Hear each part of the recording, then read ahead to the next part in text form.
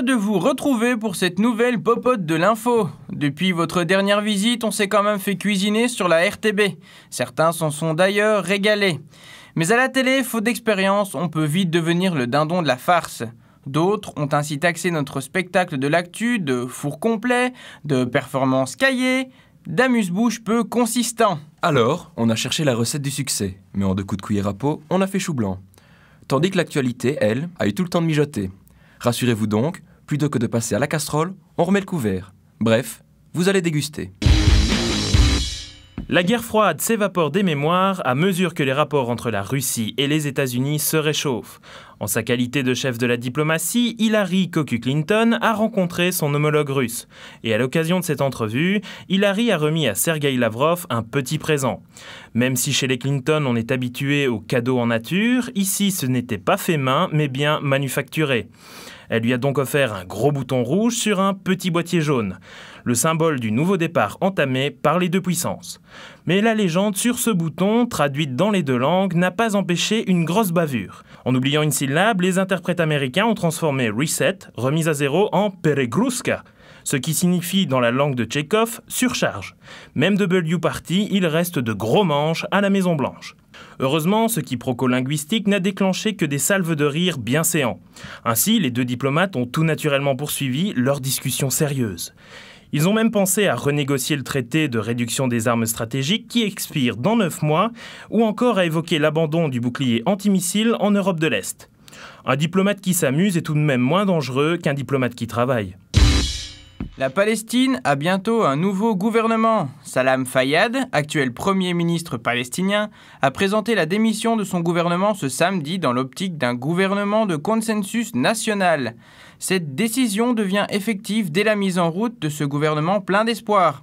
En plus de cela, la communauté internationale annonce près de 4 milliards de dollars de promesses d'aide. Les États-Unis, eux, prévoient 900 millions de dollars. Dans cette histoire, c'est le Hamas qui se frotte les mains. Mais Hillary Clinton, avec son expérience au sein du bureau Aval, assure avoir des garanties de Mahmoud Abbas, qu'aucun dollar n'irait au Hamas. Le crime ne paie pas toujours, le charme des Clinton par contre... Dernièrement, dans votre feuilleton Fortis, le gouvernement belge et BNP Paribas sont à nouveau cul et chemise. À l'occasion d'un nouvel accord prétendu historique, les partenaires se sont complimentés. Par ce rabibochage, les contribuables belges épousent un actionnariat de 11%. Les braves Belges deviennent ainsi acteurs principaux de la 2e banque européenne, mais aussi de remarquables figurants sur la scène française. Mais au-delà des effets spéciaux ou autres maquillages, la conjoncture reste hideuse, tandis qu'un Tchernobyl financier couve peut-être sous les actifs toxiques de Fortis SA. Même si la Belgique est trop petite pour faire face seule à une grande responsabilité, dans le clan d'Eminor, Modric Amen et consorts, on ressasse encore la solution du stand-alone. C'est-à-dire, en français dans le texte, personne d'autre que Bibi pour te sortir de la mouise. Finissons-en justement avec l'idole filante Michael Modric Amen. Autoproclamé messie des actionnaires, accueilli à l'automne dernier par une foule en liasse, le col blanc voit actuellement son fan club s'amenuiser comme les taux boursiers des holdings. Enfin quoi, on n'a pas supprimé la dictature du prolétariat pour avoir celle de l'actionnariat. En Belgique, on place nos éloges comme on place de l'argent pour qu'il nous soit rendu avec les intérêts. Être arbitre de football n'est pas de tout repos. Prenez par exemple Peter Verweken. Charmant quadragénaire au demeurant, l'homme en noir a néanmoins failli à ses responsabilités et a véritablement foiré sa rencontre Gant-Tuby ce week-end. Ses griefs ? Avoir sifflé pour la Gantoise un penalty qui n'en était pas un. Mais le plus fort dans l'histoire, c'est que l'homme au petit sifflet a supplié le gardien brabançon Nicolas Ardouin d'arrêter le penalty et ainsi lui éviter des réprimandes de la part de la commission centrale des arbitres. Mais ce n'est pas tout, car Verweken, la mauvaise foi caractérisée, n'y avoir tenu ses propos. Quant à Ardouin, il se défend et jure d'avoir dit la vérité. Qui doit-on croire alors ? Certainement pas l'Union belge qui a décidé de ne pas se mêler de cette histoire. Encore une belle preuve de couardise. Rudy, c'est fini. Et dire qu'un parti qui veut de lui, il l'attend toujours. Ça y est, Monsieur Arnault a décidé de quitter son parti. À force de ramasser la savonnette devant n'importe quel parti, on finit par ne plus donner envie. Pour ceux qui ne savent pas quelle idée lui est passée par la tête, des personnes d'extrême droite auraient infiltré son parti. C'est qu'elles ont bien fait ça parce que Rudy n'a rien vu venir, et c'est après coup qu'il a décidé de partir. Eric Bruckmann, porte-parole du LIDE, a pris son courage à deux mains, mon cousin, et a présenté un certain nombre d'excuses à tous les gens que Rudy a blessés avant et qui rient aux larmes maintenant. Cependant, M. Bruckmann défend également les personnes taxées d'extrême droitisme. Mais bon, comme tout le monde le sait, l'Hitler ne fait pas la chanson.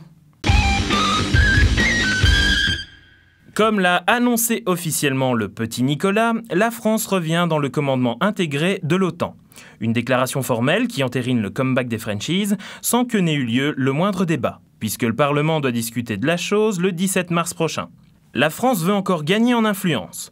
En ajoutant quelques généraux, elle entend co-diriger le char géopolitique plutôt que de subir les roulements de mécanique de l'oncle Sam. En réintégrant l'OTAN, Paris envisage même de calmer toutes les suspicions de Washington. Mais pour bon nombre, cela revient à perdre tout crédit. Car que De Gaulle ait claqué la porte de l'organisation en 1966 n'a jamais empêché la France d'intervenir dans les décisions de l'Alliance. Dès lors, Sarko l'atlantiste devrait réfréner son rêve américain. Sinon, l'Hexagone risque d'être vassalisé par les États-Unis en gendarmant des conflits qui ne sont pas les leurs. Un risque donc de voir la France devenir un clone de la Grande-Bretagne. Chers voisins, prenez peut-être exemple sur les roast beef. Dans ce stratégo grandeur nature, les Anglais mènent eux une tactique plus finaude. Plutôt que de vouloir damer le pion à Oncle Sam, Big Ben place tous ses pions dans le petit personnel de l'OTAN. Quoi de plus efficace pour contrôler la machinerie que de posséder tous les petits rouages ?